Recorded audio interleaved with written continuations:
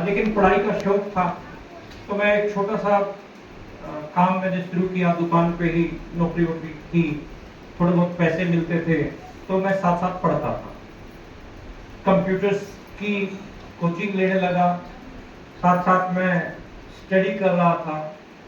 12वीं कक्षा पास की, कंप्यूटर की कोचिंग ली और हिंदी कंप्यूटर टाइपिंग में जींद में पहला लड़का था उस समय में जो कंप्यूटर पे हिंदी टाइपिंग करता था। तो फिर मेरे को ऑर्डर आने लगे, बुक्स पब्लिशर के, तो किताबें प्रिंट करने में, इस तरह के कामों में लग गया।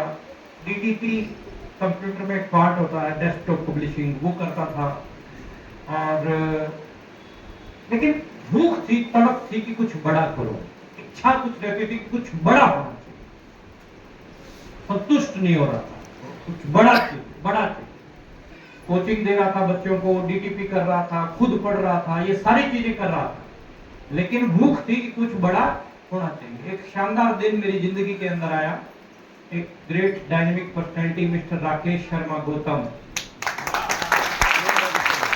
मेरे प्रिंसिपल साहब के, जहां जिस इंस्टीट्यूट में मैं कोचिंग देता था बच्चों को, वहां के प्रिंसिपल साहब के जानकार थे। उनको आरसीएम बिजनेस समझाने के लिए आए और मैं उस समय क्लास से फ्री होके ऑफिस में पहुंचा ही था और लगभग 20-25 मिनट में फ्री था। तो जब मैं फ्री होता था तो कंप्यूटर पे आके कुछ काम कर देता था ऑफिस के। तो मैं वो कर रहा था और राकेश शर्मा और प्रिंसिपल दोनों आपस में बात कर रहे थे। लाखों रुपया सिक्योरिटी,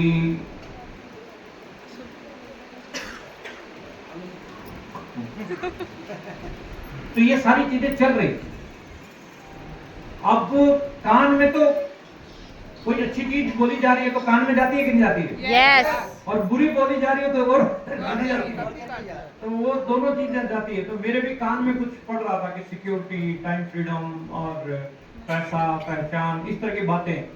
अब 10-12 मिनट ये बात उन लोगों की हुई होगी। इतने में राकेश सर जब समझा रहे थे तो मेरे प्रिंसिपल का फोन आ गया और अर्जेंट कॉल थी। तो प्रिंसिपल हमारे बोले कि ये हम अब नहीं कर पाएंगे, हमें जाना पड़ेगा और आरसीएम हम नहीं कर सकते, ऐसा बोल के प्रिंसिपल हमारा चला गया और ये बोल के गया कि राकेश सर चाय जरूर पी के जाइएगा, है ना। और मुझे बोला प्रमोद जी बोल दो, चाय बोल दो। मैं चाय जब बोलने लगूं तो पहले सामने वाले से कंफर्म कर लो ना भाई, कभी वेस्ट ना जाए चाय। तो टीचर आदमी थे, सारा ख्याल रख, चाय कहते नहीं चाय। मैंने प्रिंसिपल चले गए, राकेश सर भी जाने लगे। इतना दूर, जितना दूर ये पिलर है, इतना दूर हमारा ऑफिस का गेट था। जैसे ही राकेश सर ने गेट से बाहर कदम रखा, my dear friends, I don't know कि अंदर क्या चल रहा था, परमात्मा क्या करवाना चाहता था। मुझे ऐसा लगा कि प्रमोद इस आदमी को जाने ना दे। मैंने पीछे से उनको आवाज लगाई, मैंने कहा सर 1 मिनट रुकना। तो राकेश सर रुके। मैंने राकेश जी से पूछा कि जो काम अभी आप मेरे प्रिंसिपल को समझा रहे थे, क्या वो वाला काम मैं भी कर सकता हूं? तो he is very excited. Yes why not, इसको तो कोई भी कर सकता है, चलिए अंदर बैठिए, अभी समझाते हैं। अभी भी सर सब सीसीटीवी लगे हुए हैं और मैं जॉब करता हूँ। जॉब जो लोग करते हैं समझ पा रहे होंगे, JOB जॉब, है ना, जस्ट ओबे your boss. Yes sir, okay sir, करते तो नौकरी चलती है। मैंने कहा सर शाम को मुलाकात। अनजान आदमी राकेश शर्मा मेरे लिए, राकेश शर्मा के लिए अनजान आदमी में, दोनों अनजान आदमियों की एक अपॉइंटमेंट सेट हुई। शाम को मुलाकात हुई, चाय वाय पी, प्लान समझा। 12-15 मिनट मेरे ऊपर भी राकेश सर ने लगाए। मुझे कंसेप्ट क्लियर हुआ और लगने लगा कि कुछ हो सकता है और मेरे अंदर से एक आवाज निकली, okay yes I can do it.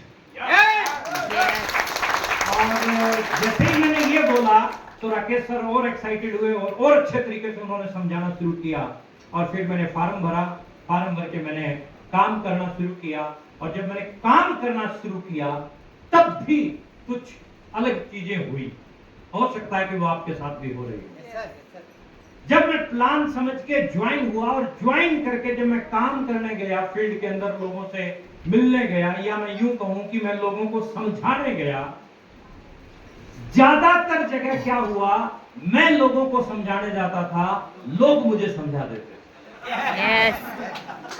आपके साथ भी ऐसा हो रहा है क्या? यस। मतलब जाता था मैं पूरा मूड बना के कि समझा के आऊंगा और सामने वाला मेरे से भी बढ़िया मूड बना के बैठा होता था।